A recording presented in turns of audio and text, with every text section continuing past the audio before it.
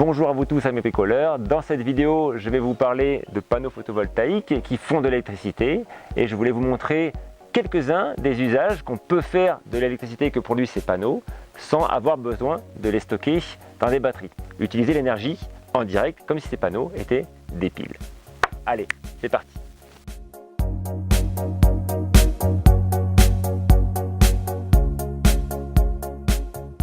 Ça, c'est des tout petits panneaux qui font 1 watt chacun.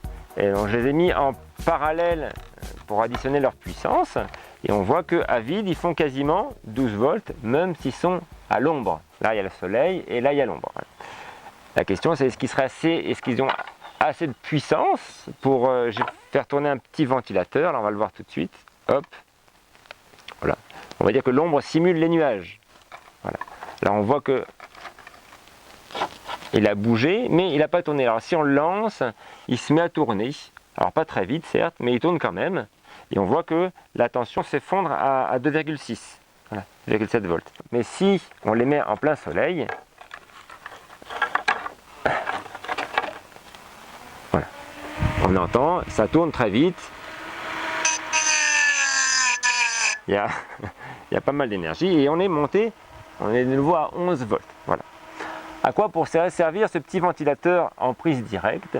Par exemple, il pourrait forcer la ventilation dans un séchoir qui serait clos et fermé, bien sombre, qu'on mettrait en plein soleil. Chaque fois qu'il y a du soleil, le ventilateur extrait de l'air pour sécher les légumes. Et la nuit, quand la température refroidit, que l'humidité de l'air remonte et que ce n'est pas nécessaire, même contre-productif, de ventiler les fruits et légumes qui sèchent, et bien ça tombe bien, il n'y a pas de soleil, le ventilateur s'arrête. Voilà. Et chaque fois qu'il y a du soleil, il se remet en route. Donc ça pourrait être sympa.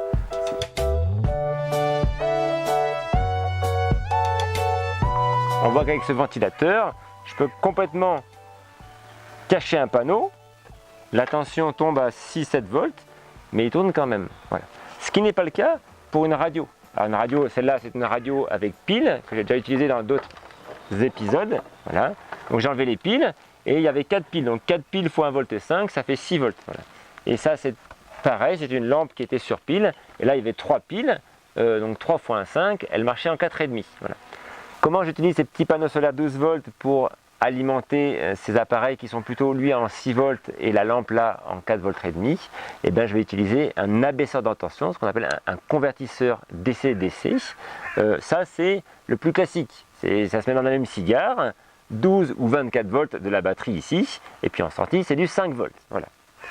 Ça c'est la version de riche à 10 €, et ça c'est la version où il y a juste l'intérieur, ça coûte 10 centimes, c'est 100 fois moins cher, et ça a la même fonction. Voilà. Alors je vais le faire avec un panneau un peu plus grand, on va le faire avec un panneau 10 watts.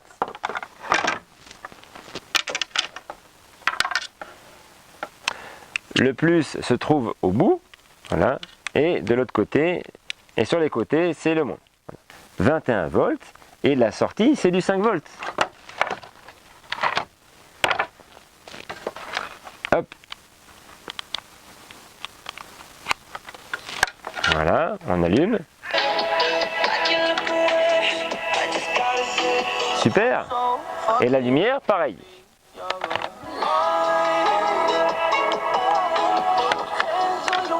Voilà. Alors vous allez me dire, la lumière en plein jour, ça sert à rien. Alors, oui et non. Non, parce que si on a une cave ou une pièce sombre, ça peut être bien pratique d'avoir la lumière même en journée. Ça peut être sympa. L'avantage d'avoir un panneau solaire là qui est carrément surdimensionné parce qu'il fait 10 watts et puis ça va consommer 1 watt et puis ça même pas un demi-watt, c'est que même voilà, on est à 20 volts et même s'il y a une branche, on descend par exemple à 7 volts là, mais ça marche quand même. Ou s'il y a des nuages et que c'est à l'ombre, là c'est tellement à l'ombre, voilà, les lumières marchent quand même et la radio aussi.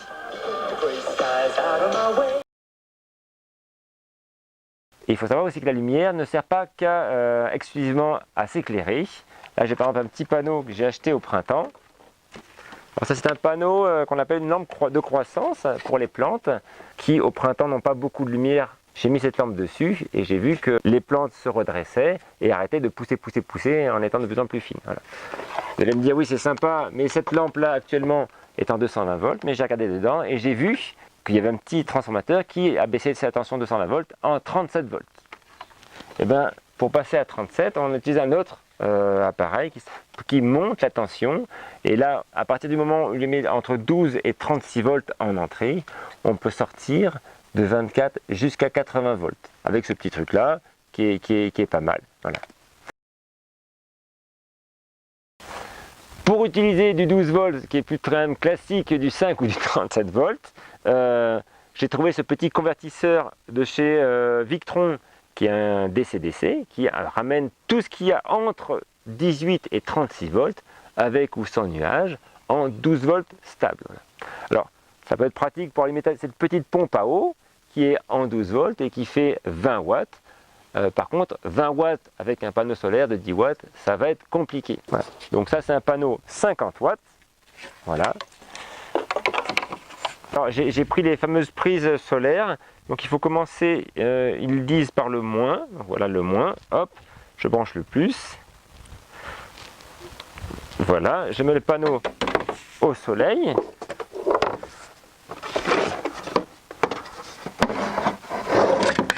Même si on voit là qu'il y a un petit peu d'ombre déportée, on va brancher la pompe. Alors j'ai pas un détrompeur, mais j'écris plus-moins sur les prises de 120. Et là on voit, ça prend bien. Alors cette pompe est censée monter de l'eau jusqu'à 2 mètres. Ouhou, sans problème. Ça peut être une bonne idée pour déplacer de l'eau d'un point en bas d'une gouttière, on a une réserve d'eau ou d'un étang et qu'on emmène ça dans le jardin. Voilà, ça peut être aussi une bonne utilisation en direct. C'est quand il y a du soleil qu'on a besoin d'arroser. Donc le problème ne se pose pas, il n'y a pas besoin d'arroser la nuit. Allez. Bon, alors c'est sympa la petite pompe, mais moi ce qui m'intéresse avec ce genre de panneau solaire et ce convertisseur 12 volts, c'est de faire tourner cette machine que vous connaissez peut-être déjà, qui est sur un moulin à café, moudre du maïs pour faire de la polenta, avec un moteur d'essuie-glace. Voilà. Allez, c'est parti.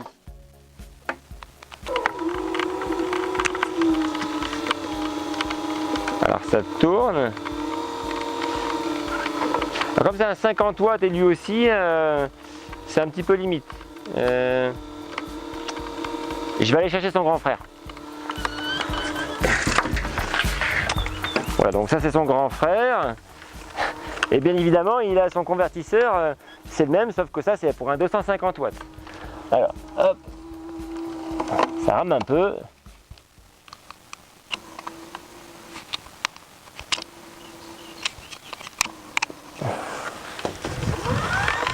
Ah ben voilà!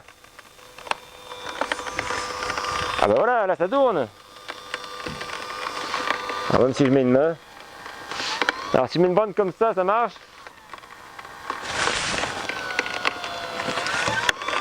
Bon ben super, yes. Là ça moue. Alors, on est bon pour manger la polenta bientôt là. Wouhou.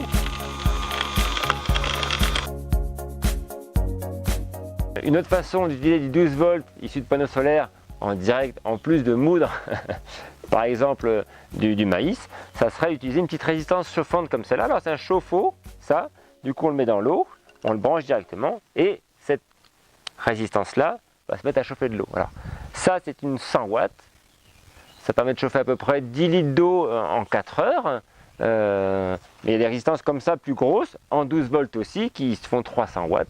Voilà, c'est une autre application des panneaux solaires photovoltaïques en prise directe.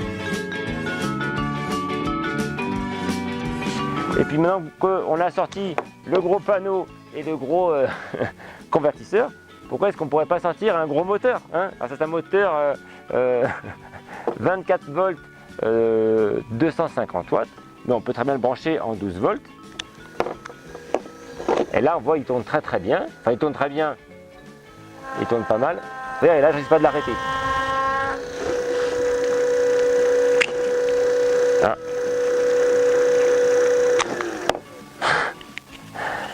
À quoi pourrait servir ce genre de moteur? Bah, a priori, je pense que ça pourrait bien aider notre ami Damien pour sa machine à laver le linge à pédale. c'est sympa, un petit moteur comme ça. En plus, il peut le faire la journée tranquillement. Ah, vous allez me dire, c'est sympa, mais Damien, il a peut-être à un moment besoin d'essorer et d'aller beaucoup plus vite. Et ce moteur, il tourne toujours à la même vitesse.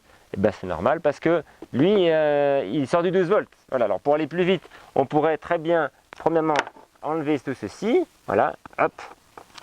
Mettre directement une prise accessible comme ceci. Voilà, hop. Et alors là, tenez-vous bien. J'ai amené un petit régulateur électronique de vitesse.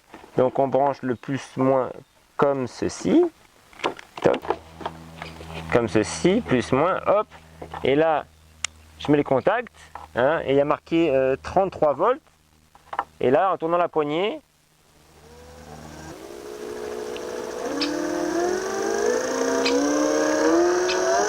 là on est à 400 tours, 600 tours, 800 tours, à 800 tours.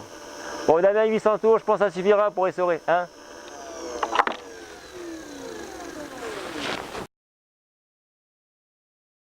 Bon, récapitulons un petit peu. On a vu qu'il y avait un ventilateur qui pouvait marcher à différentes tensions. On a vu qu'on pouvait abaisser la tension à 5 volts, la monter à 37 volts. On a même vu qu'on pouvait abaisser, stabiliser la tension à 12 volts avec plus ou moins de puissance pour faire tourner des pompes ou autres appareils. On a même vu ici qu'on pouvait utiliser un variateur de vitesse pour la machine à laver de Damien. Voilà.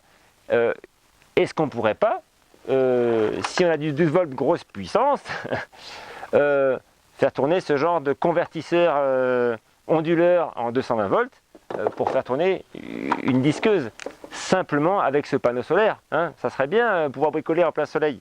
Allez, on essaye. Voilà. Je branche le moins, hop, le plus. Ça, c'est du 12 volts, je le branche là-dessus. Et quand j'appuie là, ça s'allume. Alors, branchons la disqueuse. Le casque anti-bruit.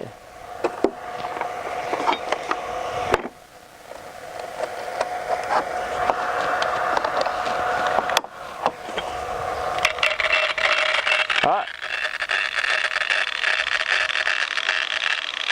ça marche bizarrement. Alors, je pense que le courant d'appel, est trop fort. Alors il faudrait un variateur de puissance. Je vais voir si j'ai ça. Alors ça, c'est un variateur de puissance comme il y en a sur les halogènes classiques. Alors, on allume l'onduleur. On branche ça. Voilà. On branche ça comme ceci. Hop. Le casque. J'allume la disqueuse. Hop. Et là, on va voir.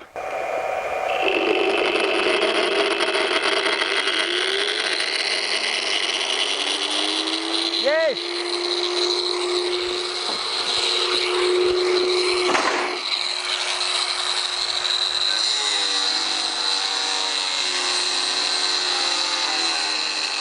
Alors bien évidemment, on fait tourner une disqueuse de 700 watts avec un panneau de 200 watts et puis un convertisseur 250 watts limité, c'est un peu juste. Il faudrait un deuxième panneau et puis peut-être avoir un convertisseur un peu plus puissant. Bon, lui, il devrait aller.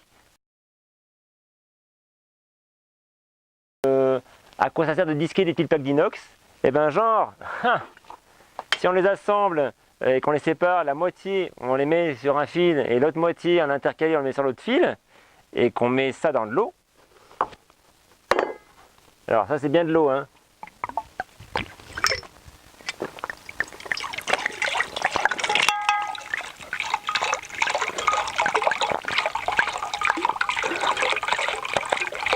Voilà, dans 1 litre d'eau. Alors, on ne met pas sur le BCDC, on met directement, voyez mon truc, la prise directe. Voilà, hop, super. Alors si je branche directement plus ou pas moins, alors si on le branche directement dessus, ben, il ne se passe rien, mais si on met ça dans l'eau,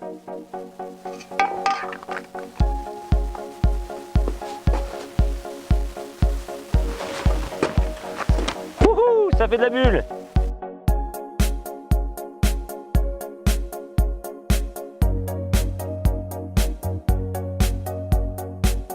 Alors qu'est-ce qui se passe?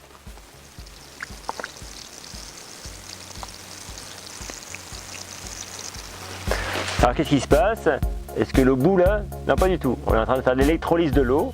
Donc on est en train de séparer les molécules d'un côté d'hydrogène des molécules d'oxygène.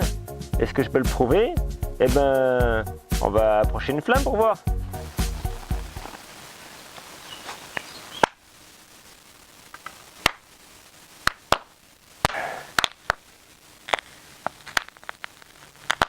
Et de la mousse, ça va faire des grosses bulles.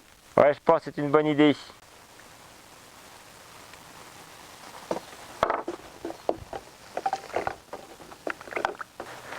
Bouge-toi les oreilles.